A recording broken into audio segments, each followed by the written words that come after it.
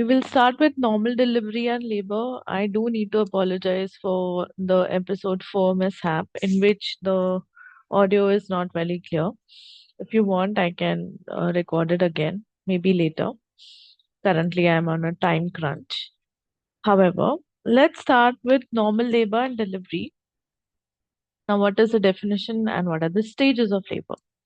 Labor is the process whereby contractions of uterus are accompanied by progressive effacement, that is thinning and dilation of the cervix, resulting in delivery of the fetus and placenta through the birth canal. Obstetric examination, there's Leopold maneuvers are used to determine fetal lie, longitudinal or transverse, and if possible, fetal presentation, breech or cephalic. Cervical examination, you evaluate the dilation, effacement, the station, cervical position, and cervical consistency. You also confirm or determine the fetal presentation. What are the stages of labor? You have the first, second, and third stage, and the fourth stage. The first comprises of latent, active. Latent is from the onset of labor up to 6 centimeters dilation. In nulliparous, it might be less than or equal to 20 hours. In multiparous, it can be less than or equal to 14 hours. The prolongation seen with excessive sedation, hypertonic uterine contractions. Active labor is from 6 centimeter dilation to complete cervical dilation, that is 10 centimeters. 4 to 6 hours, 1.2 centimeters per hour should be the speed of active labor.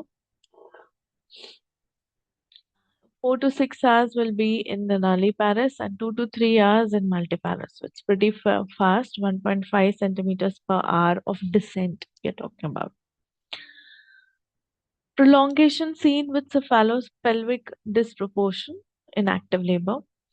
Second, third, and fourth. Second is complete cervical dilation to delivery of the infant. So this is where main things happen. This might be half an hour to 3 hour in nulli or 5 to 30 minutes in multi. So you can see in multi it is pretty expedited.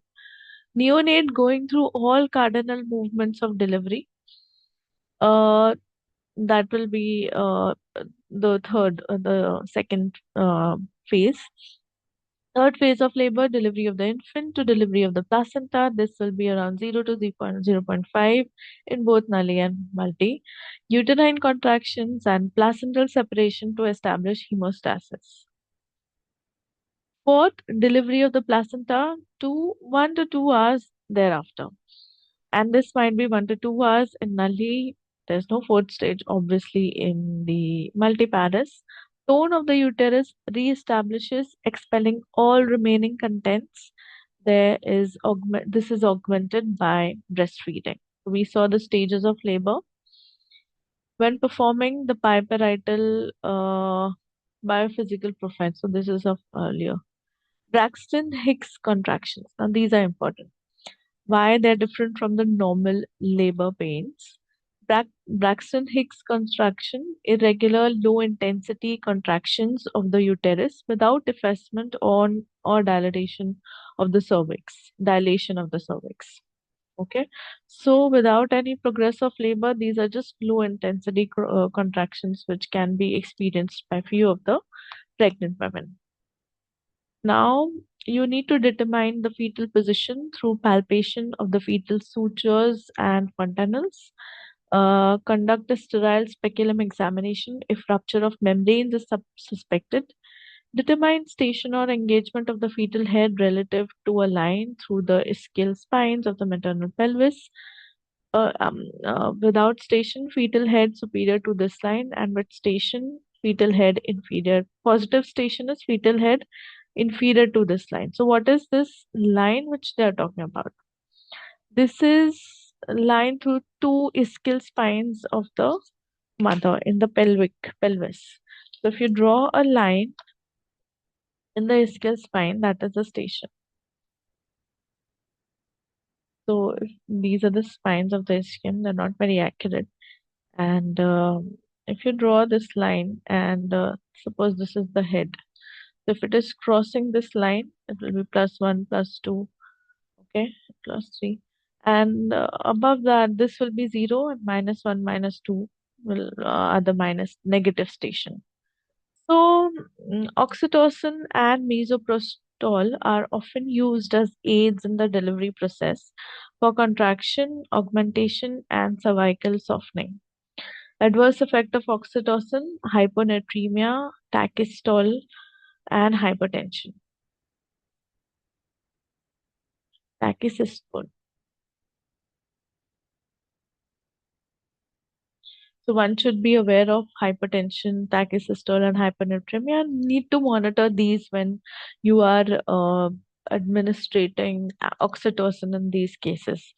Fetal heart rate monitoring can be performed non-invasively with the Doppler ultrasonography or invasively with an electrode attached to the fetal scalp, a method that yields more precise results but can only be used with rupture membranes. Continuous electronic fetal heart rate monitoring has not been shown to be more effective than appropriate intermittent monitoring in low risk patients. Components of fetal heart rate evaluation. Normal, the fetal heart rate is 110 to 160. We've already seen this. If it's less than 110, then it's fetal bradycardia. And this can be caused by congenital heart malformations or by severe hypoxia secondary to uterine hyperstimulation, cord prolapse, or rapid fetal descent. Fetal heart rate more than 160 beats per minute will be tachycardia. Now, this can again be caused because of hypoxia. So, similar thing as in brady. So, hypoxia can cause fetal heart rate, brady as well as tachy. Maternal fever, some infection, or fetal anemia. So, fetal anemia is more likely to cause tachycardia. Infection is more likely to cause tachycardia than brady. Brady will be congenital heart malformations or severe hypoxia, cord prolapse, and or rapid fetal descent. Variability, the fluctuations in the baseline fetal heart rate that are irregular in frequency and amplitude. Related to fetal cerebral activity, absent variability indicates severe fetal acidemia. Okay. Absent variability indicates severe fetal acidemia. Minimum variability indicates less than 6 beats per minute, indicates fetal hypoxia or the effects of opioid, magnesium, or sleep cycle. Normal variability 6 to 25 beats per minute. Remember, we are talking about the variability and not the total number of this. Okay. So, marked variability more than 25 may indicate fetal hypoxia, may occur before decrease in the variability. Sinusoidal variability concerning for serious fetal anemia or pseudosinusoidal pattern may also occur during maternal meperidine use. Accelerations. Now we hear a lot of these terms we've already discussed in the uh, antepartum fetal surveillance. What are accelerations and decelerations? For those who have not watched that video, watch episode 4 for details.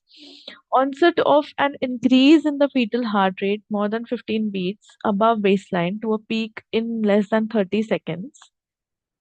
Reassuring because they indicate proper functioning of fetal autonomic nervous system.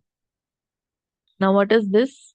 Variable deceleration, cord compression. Earlier deceleration, head compensation. Acceleration, okay. Late deceleration, placental insufficiency. So there's a very good mnemonic that is wheel chop. Okay, wheel chop and cord compression, head compression, okay, and placental insufficiency. Note the interventions include maternal repositioning, amniofusion, or delivery. Now we come to what are the available obstetric analgesia and anesthesia for labor. Uterine contraction and cervical dilation result in visceral pain from T10 to L1 area. Descent of the fetal head and pressure on the vagina and perineum result in somatic pain, which is going to be along the pudendal nerve, ST2 to ST4. Okay, and the visceral pain is because of this dilatation, that will be T10 to L1. So we are dealing with two types of pain. One is the visceral pain and the other is the somatic pain. Visceral pain is because of uterine contraction and cervical dilatation. So a lot of opening and closing is causing pain in this area, T10 to 11. Whereas the descent of the fetal head and the pressure on the vagina and perineum is causing somatic pain, S2 to 4. And trust me, this is the worst pain anybody can tolerate. Pudendal block, bilateral transvaginal injection of local anesthesia in and around the pudendal nerve as it passes around the ischial spine. Provides perineal anesthesia and can be used in the second stage of labor. So, for somatic pain, they're giving pudendal block.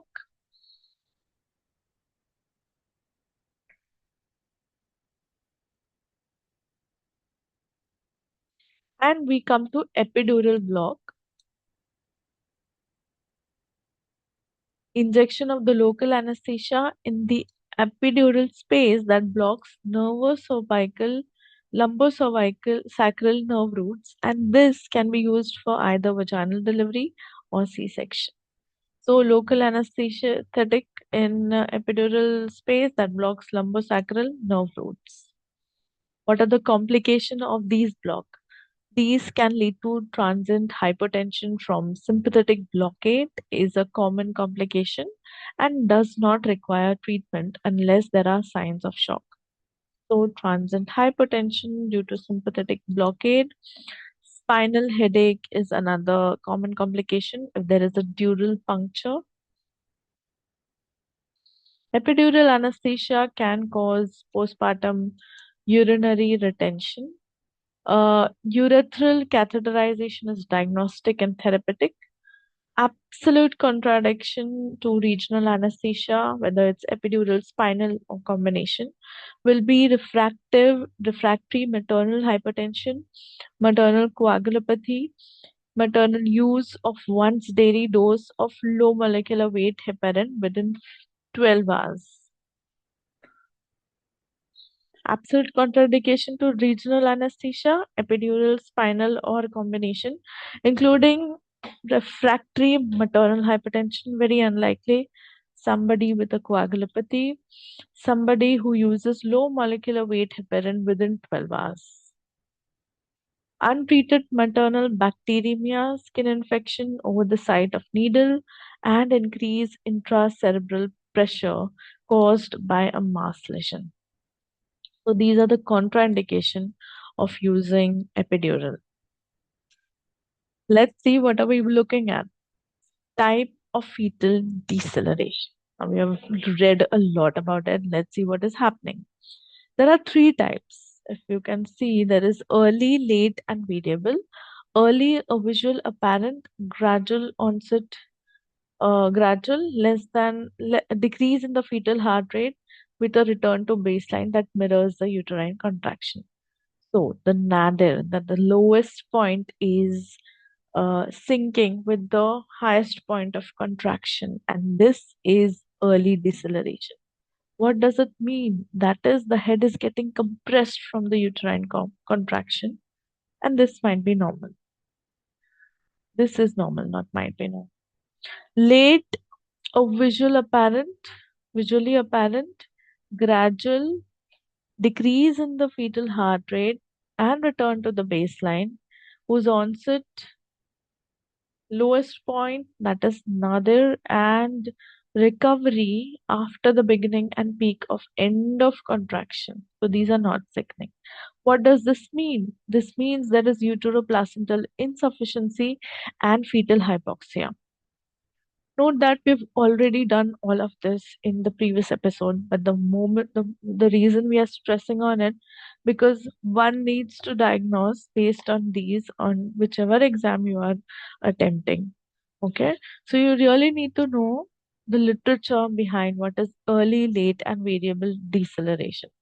When we're talking about L or late, uteroplacental insufficiency and fetal hypoxemia.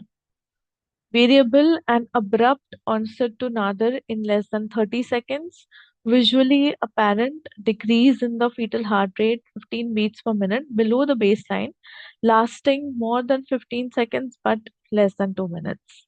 What does this mean? So there is variable onset. It can be at any time in subsequent contractions.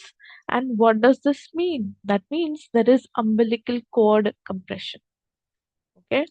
So let's go to the earlier mnemonic, that is wheel chop. And remember this, wheel chop is variable deceleration, cord compression, early deceleration, head compression, acceleration, okay, late deceleration, placental insufficient. So these are the mnemonics we need to know. And there we complete the normal labor part. In the next episode, we will deal with abnormal labor and delivery. Those who haven't yet subscribed, please subscribe and follow up. I am trying to put the entirety of obstetric within a 3 hour frame so that it's easier for you all to focus and read it in one go. All the best for whichever exam you're doing, and thank you for the patience.